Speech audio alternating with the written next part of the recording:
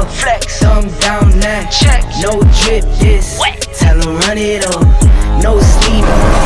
Might crash, might wreck, but first die. Stretch. Tell 'em run it up. What's good, patrons? Peace, love, and ascension. Okay, this lecture right here is titled, Who is God? Okay, so I gotta make my disclaimer. This lecture is not to convince you of anything, but rather spark a thought in your mind so that you may do your own research inside and external to find your level of enlightenment, okay? And so we have people in this community from all over the world, from Europe, Asia, South America, North America, many countries in Africa, and so we have many different people in here, and so I'm so thankful to have this community, okay? So with this lecture in particular, we're going to go a little bit deeper than the surface level. We're going to talk about animism, we're going to talk about exoteric and esoteric, okay? These two concepts. We're going to dive into the Bible a little bit and its contradictions. We're going to talk about the allegories and parables and things of that nature. We're going to talk about, you know, spiritual warfare.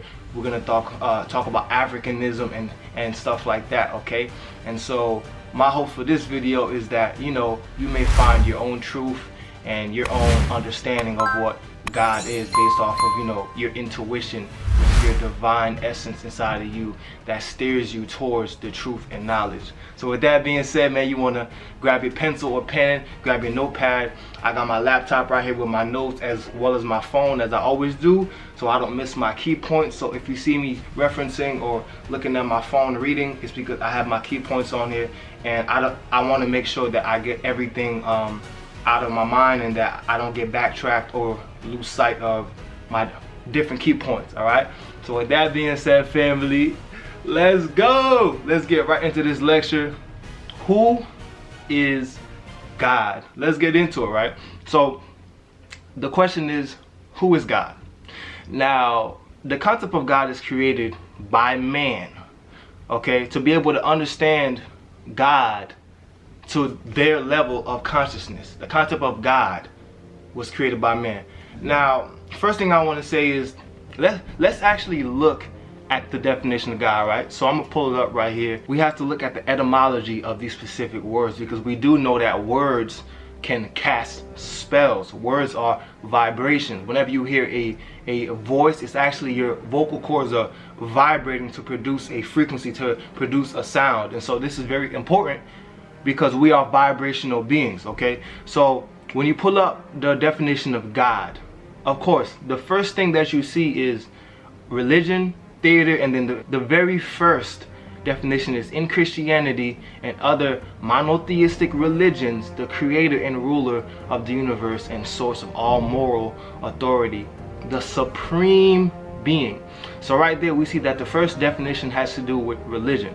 Now it says a very key word right here. It says supreme being, right?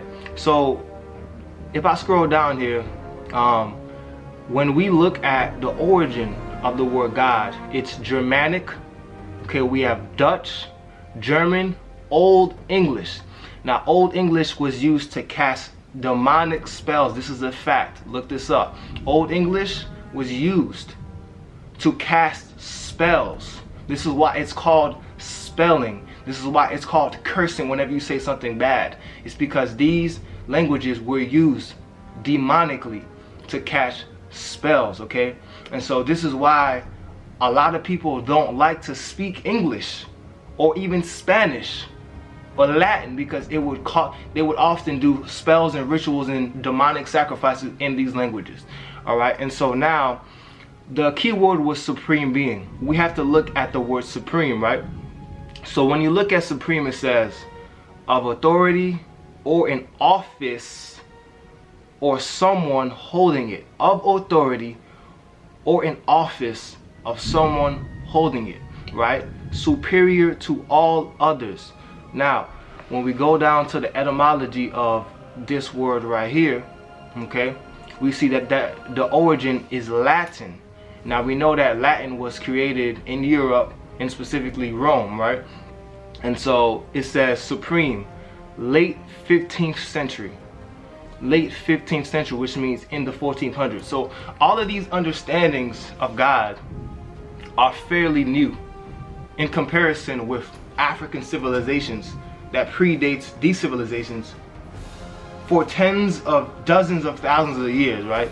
And so it's important to understand this concept when we're talking about God, because as long as we try to understand God with a Eurasian or European mindset, we will constantly be lost and not be able to understand the true meaning of God or the divine creator, the essence of the divine creator. And so this is why it's hard for a lot of people that are not from Africa to understand African spirituality. Okay, it's because they're trying to understand it with this Western mindset. But I digress, right? And so as I move forward in this lecture, right, we have to understand that this concept is not African, right? Exoterism, it is exoteric, which means believing in something outside of yourself. The prefix X means outside or to exit, right? To get out. And so Africans were and are naturally esoteric, meaning we believe that the power comes from within, that we are divine, that everything comes from within us, okay? And so, you know, it's important to understand these concepts as we move forward. Now, ancient Africans had knowledge of themselves. That's why the number one law of Africanism, you always hear me say it, is to know thyself. The ancient Kemites understood this, okay? The ancient Cushites understood this. The Memphites understood this, okay? As I stated before, often we practice animism, okay? Now, animism is just a word that they use to be able to categorize what we believe. Now, when we look at the word animism and break it down, it is a 19th century word, right? And of course, it's from Latin and in Old English, okay? And so as long as we try to understand these African concepts, we won't be able to understand. Now, let's break down the word animism, right? Because as I said, this is a relatively new word. It is a 19th century word, which means that it was created in the 1800s, okay? And so animism is the attribution of a soul to plants, okay, inanimate objects and natural phenomena. The belief in a supernatural power that organizes and animates the material universe, right? And so we know for a fact that plants are alive. We know that for a fact. We can observe them. Plants actually send out a frequency and make sounds, okay? Plants actually use photosynthesis to grow and to bloom. And so this is why, you know, alkaline vegans believe in eating electric foods, because we are electrical beings. Electricity coming from the SA node running through our nerves, right? And so plants are alive. So this is their word to describe our spiritual belief system, right? But I digress. Now, Africans understood duality, right? We understood the divine masculine and the divine feminine. I spoke about this in my Ankh video, right? And so this is why the womb is on top of the phallus on the Ankh, and out of the sides comes the offspring, which is life, which is why the Ankh literally symbolizes life. And so one example of the concept of duality in ancient Africa is from the Igbo tribe, right? And by the way, I speak Igbo now because a lot of Haitians are actually descendants of Igbo, so I've been learning Igbo, right? We can observe the concept of duality from the Igbo tribe when, you know, we observe how they believed in Chi and Eke. Now, Chi was masculine energy, and Chi symbolized, you know, your higher self. Eke symbolized feminine energy, which was the material world, our lower self, the earth.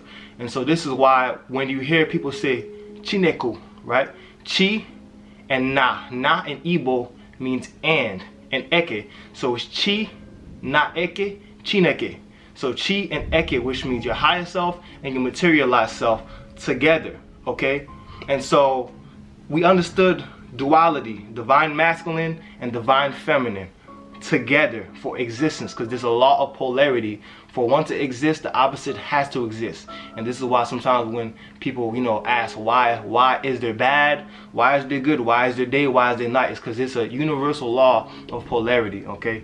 And so when the Greeks came and saw the depictions in ancient Kemet, such as Ra, the sun, and, you know, Anubis and things of that nature. They thought that we worshiped many gods.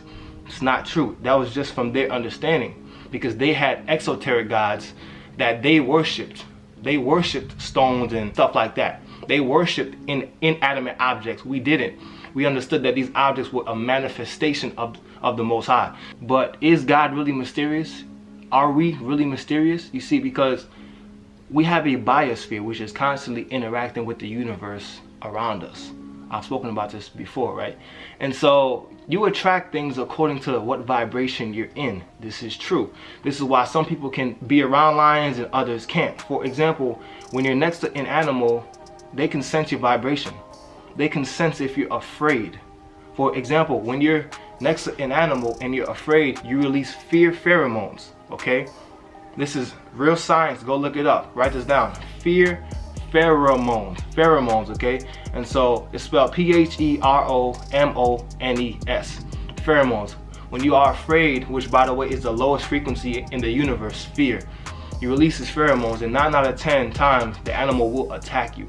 And so ancient Africans lived on one accord with the planet, and this is how we were documented to be able to ride rhinos and elephants, and we had war elephants, and this is documented. We had war elephants, rhinos.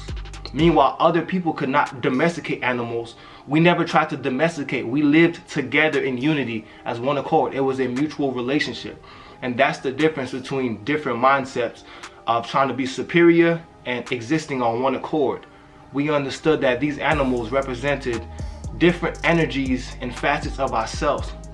Their primitive nature had to do with our chakra system. For example, the root chakra is, our primitive chakra. It's the chakra that holds our primal instinct, our nature, for shelter and, for all these lower energies, for just sexual reproduction and things of that nature. That's what the root chakra has to do. It has to do with stability, feeling stable. And so we understood these things, and we were able to live on one accordance with these animals because of our spiritual system and our vibration. And so, when you're afraid. Peace, love, and life, family. To get access to my raw, uncut content, swing by my Patreon at patreon.com/DudleyDuds. On my Patreon, we are a tight-knit community dedicated to personal development and overall ascension. Due to YouTube's policy and guidelines, a lot of my educational content that's waking people up cannot be posted. So consider becoming a member today, and let's get it popping.